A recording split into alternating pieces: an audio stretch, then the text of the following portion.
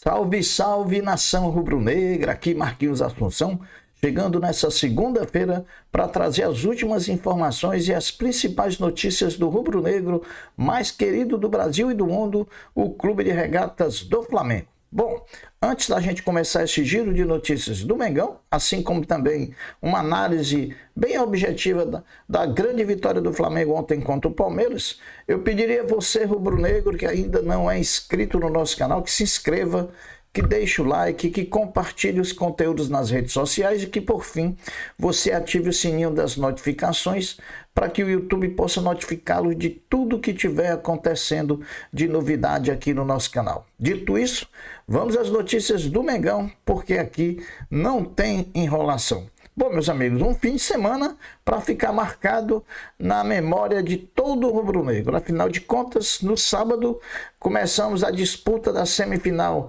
para chegar a mais uma finalíssima do NBB e fomos até Franca e vencemos o Franca lá na primeira partida da melhor de 5. E ontem, uma vitória contundente, uma vitória consistente do nosso Flamengo, diminuindo assim a diferença de pontos para o Palmeiras, né? Um fim de semana e partidas com cara de Flamengo é o que a gente pode dizer. Podemos começar dizendo que a nossa linha de defesa toda quase que perfeita.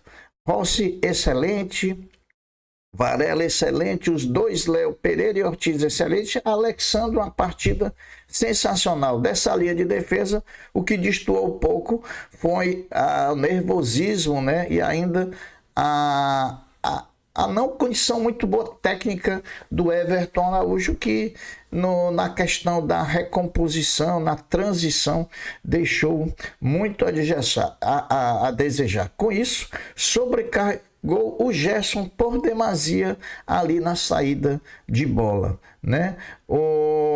A partida começou com posse de bola do Flamengo e domínio do Palmeiras, né? Se é que dá para entender, e ela tinha um destino um pouco menos provável quando foi marcado aquele pênalti para o Palmeiras, né? Pênalti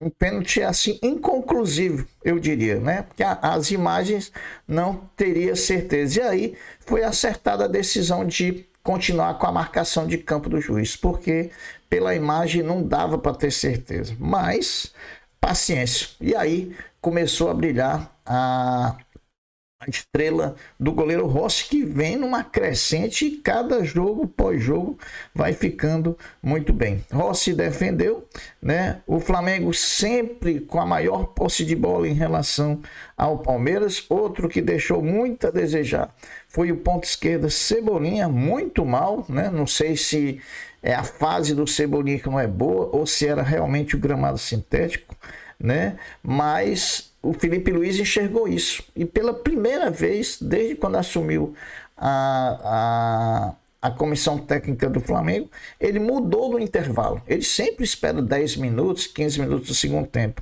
mas ontem contra o Palmeiras ele já veio para o intervalo com Michael no segundo tempo no lugar do Cebolinha, né?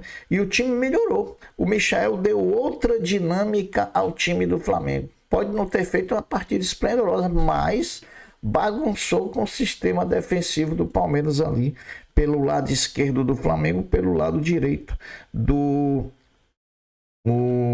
Palmeiras. O Flamengo, a partir daí, começou a controlar o jogo. O segundo tempo do Flamengo foi amplamente superior ao do primeiro, né? Enquanto isso, Estevão continuava no bolso do Alexandre. É incrível como se apagou o Estevão com a presença do Alexandre na lateral esquerda. Veio o primeiro gol, a pênalti sofrido em Arrascaeta após uma grande assistência de Luiz Araújo, que quebrou as linhas e deixou o Arrascaeta mano a mano com o zagueiro Murilo. E aí, meu amigo, no mano a mano, a Arrascaeta passou e o Murilo impediu.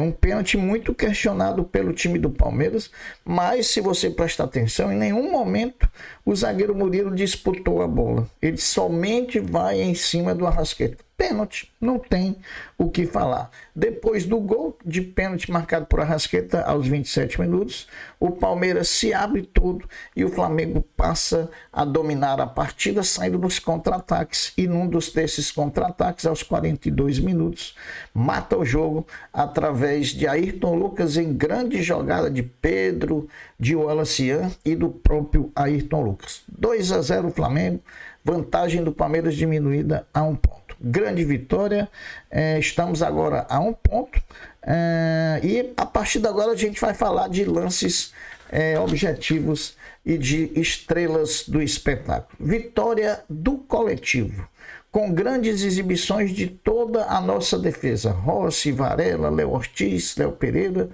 e Alexandre. Ganhamos o novo Coringa, Varela, que depois de ser lateral direito, depois de ser lateral esquerdo, ontem jogou de volante com a lesão de Gerson. E olhem para aqueles que falam do Felipe Luiz, né?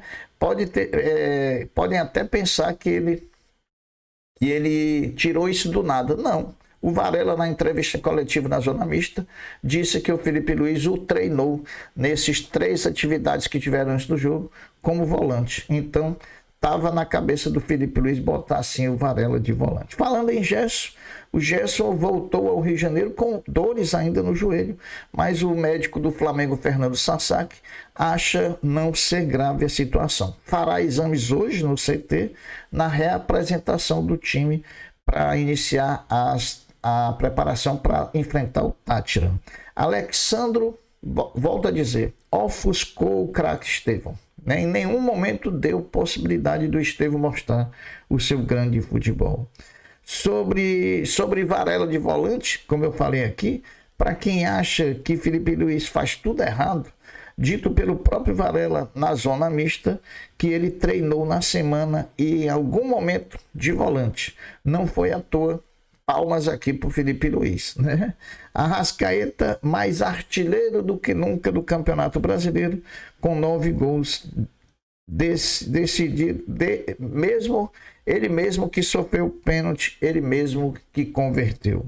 A vitória e a diminuição da vantagem do Palmeiras abriu a possibilidade do Flamengo deixar o brasileiro e ir para o Mundial líder do campeonato. Basta para isso que o Flamengo vença o Fortaleza no próximo domingo e o Palmeiras não vença o Cruzeiro em Belo Horizonte no próximo domingo também.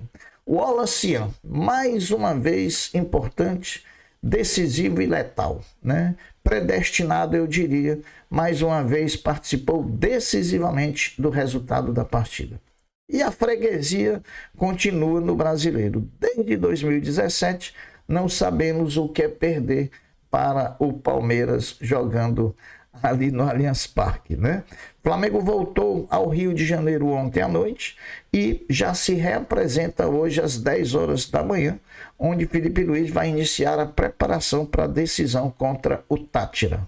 Hoje tem mais Palmeiras e Flamengo. Se ontem teve pelo Campeonato Brasileiro, hoje tem pelo Campeonato Brasileiro Sub-20. Os dois times voltam a se enfrentar na Arena Barueri às 20 horas, com transmissão do Sport TV. Lembrando que no Campeonato Brasileiro Sub-20, o Palmeiras está em primeiro com 24 pontos, o Flamengo está em terceiro com 20 pontos. Então, se o Flamengo ganhar também no Sub-20 hoje, já diminui para 1 ponto também a diferença para o Palmeiras no Sub-20.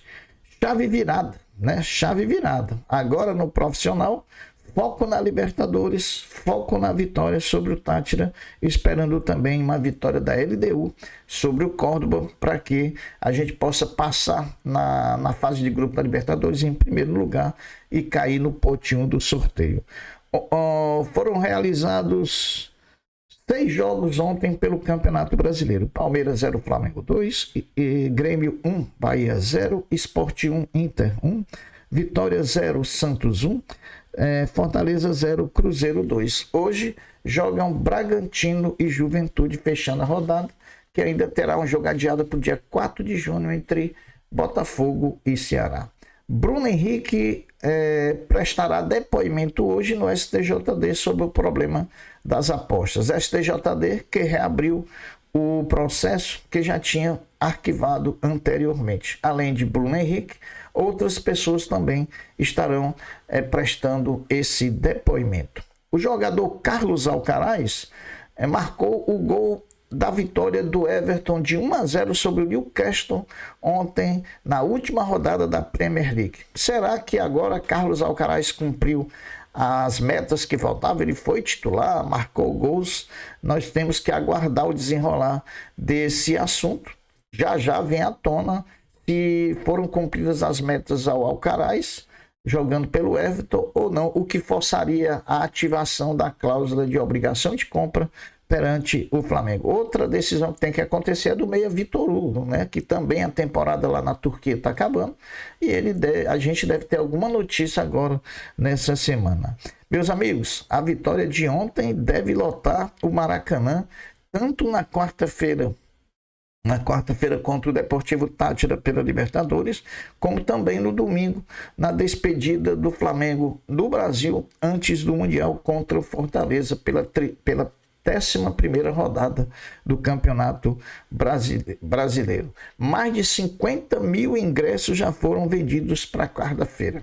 Casa cheia no Maracanã, e vocês já sabem, casa cheia, Maracanã e Flamengo, isso vai dar muito bonito e muito bom.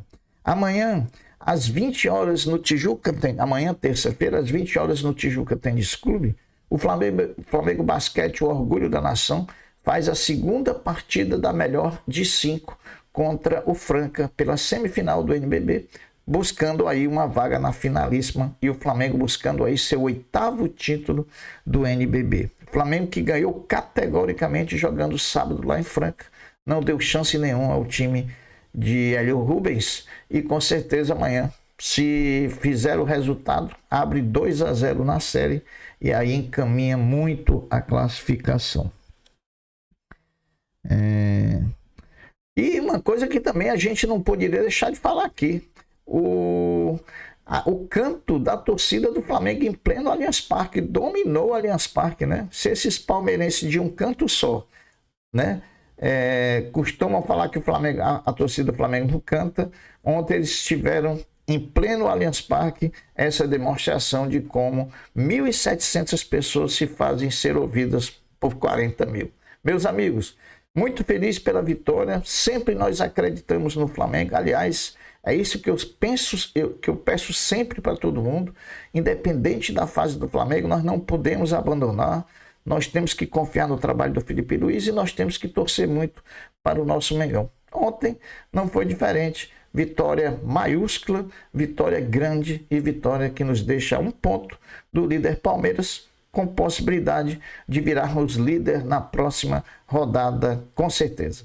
Eu vou ficando por aqui, deixando um até breve, um até logo, dizendo fiquem todos com Deus, porque eu sempre estou com ele. Saudações rubro-negras. Fui!